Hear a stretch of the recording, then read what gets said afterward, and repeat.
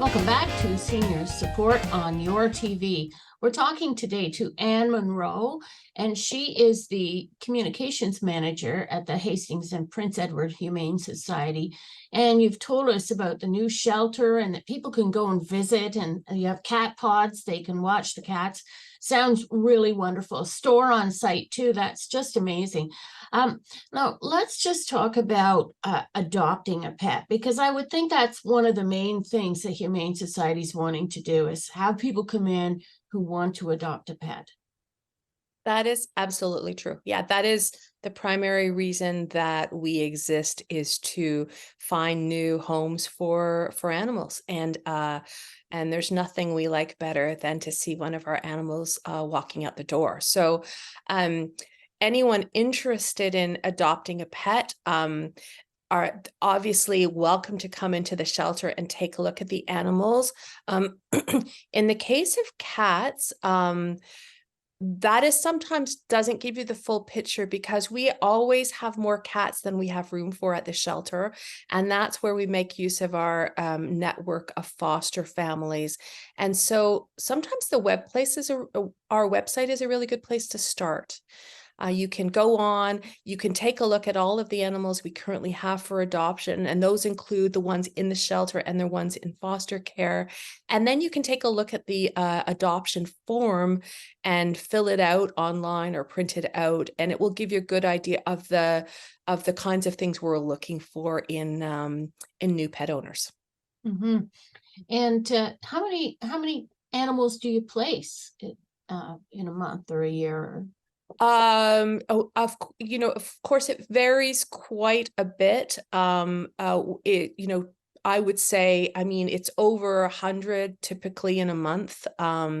Last year we had 1,700 animals come through our doors. And of course we are a low kill shelter, which means we never euthanize unless an animal is in complete pain and distress in a way that cannot be fixed. And so those animals that are coming through, it doesn't matter how old they are, or, we give them the care that they need, and they either go home with someone in the area, or there are times when it's better for them to be moved to another shelter, another rescue, and we do that. Mm-hmm. Mm-hmm. Now, you talked about foster volunteers. They must be volunteers. I'm just wondering if a person is watching this and they think, wow, I'd like to become a foster for a cat or a dog. How does that work? Yeah, those foster families are one of the most important cogs in our wheel. And so we are always welcoming of new foster families. What happens is that you come and you spend a morning, couple of hours with us in our beautiful new community education room, and you just take our general volunteer training. And then you get any specific care and training you need for the animals that you're taking in. So if you're taking in a dog or a cat and you need to know certain things, or you want to know certain things about that, if you're taking home a pregnant mom who's going to have kittens and you need, advice about how to treat that pregnant mother, all of that is available. And of course, we provide the supplies that the foster family needs too. And it's flexible. I mean, this is a great chance for animals to continue to have interaction with humans and socialization in a home environment, which is always better than them being in the shelter. So they thrive, and they bring a lot of entertainment to the lives of our foster families. Mm-hmm. That it sounds like a wonderful program, and people that are interested in it really should reach out. I'm sure you have an application form or something like that for them to get involved. We do. Everything is on our website, but as well, people are welcome to come by and just chat with the staff. Mm-hmm, absolutely. Now, you did mention earlier when we were talking about a seniors program. And so I wonder if you could tell us more about that. Yeah, the Seniors program is actually undergoing a bit of a transformation. We've always had a Seniors for Seniors program.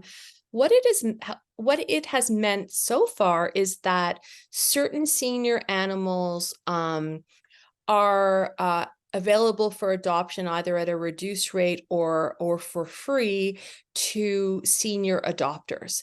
But that has always sort of been at the discretion of the animal care staff about which animals and which age. And we would like to simplify that program. So we are looking for some sponsorship for this Seniors for Seniors program, which would mean that some of the older animals who come in our care, they're often the most expensive for us to care for. Sometimes they need dental work. Sometimes they come in, even if they're in a senior age, they may not have been spay or neutered. They may have other medical conditions like diabetes, like all of us as we get older. That's more prevalent.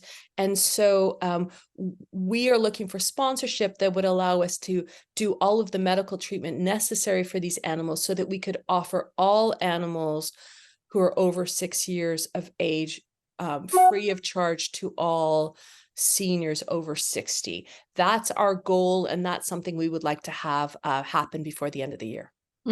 Does it work out better, Anne, for these older animals to be with older people rather than with young families? Is that the goal? Yeah, Debbie, that's a really good point. It's just often a really great fit, puppies, and I'm sitting at home because I have a broken knee because my puppy was playing with another puppy. It happens.